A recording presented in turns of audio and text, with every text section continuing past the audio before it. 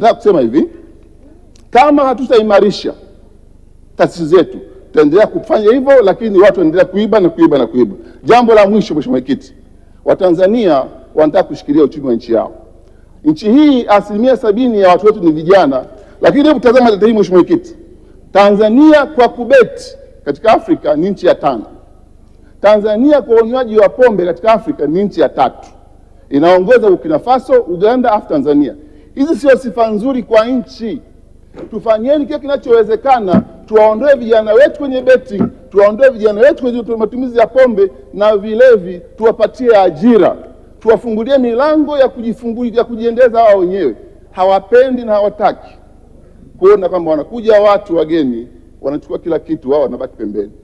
Wanatamani wao kama Watanzania, kama ndivyokuwa lengo la wazee wetu wa mwanzo wa kutafuta uhuru wa nchi yetu kwa maana na maskini, vijana wetu wanatamani na wao washikilie uchumi wa nchi.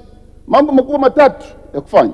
Kuna jambo moja kubwa sana. Kwa hiyo sisi tuna tofauti zetu hapa kama Watanzania, kuna watajiri, kuna maskini.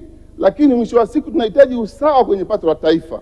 Wote tupate kwa usawa, asiwe kwa mtu akuacha pembeni. Kila mtu ajumuishwe kwenye swala hili. Kwa hiyo bila, Mheshimiwa Mwenyekiti, bajeti hii iwakumbuke Watanzania. Tujiulize, bajeti hii asilimia ngapi inabaki nyumbani?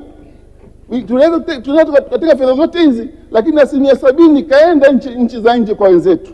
Hawa tunawapelekea, Mheshimiwa Mwenyekiti, nao taarifa kwamba 70% ya bajeti ya ujenzi huwa inaenda kwenye nchi moja, siwezi kuitaja.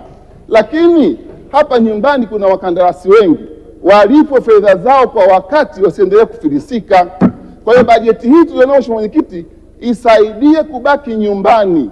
Hapa sisi ni nyumbani kwetu, tutabaki hapa, hatutaondoka. Hawa tunaowapa fedha hizi wataondoka, watatuachia nchi yetu. Mheshimiwa Mwenyekiti na wabunge wenzangu, naombeni sana katika misimamo yetu, na waziri wa fedha ni waziri mzalendo, Mheshimiwa waziri wa mipango ni waziri mzalendo. Simamieni Watanzania wasikae kando ya uchumi wao. Sasa ni simple tu. Waone Viva Promotion kwa mahitaji ya printing aina zote, kama vile mabango size zote na aina zote, 3D, 2D na banners, vibao vya maofisini au sehemu za biashara kama hoteli, lodge na kadhalika. Viva Promotions wana print t-shirt na jezi, wanafanya branding ya ofisi kuipa muonekano wa nje wa kuvutia. Wanapatikana Tabora mjini, mtaa wa shule, jirani na chuo cha utumishi wa umma Uhazili. Simu namba 0762484266. Instagram @viva_promotion.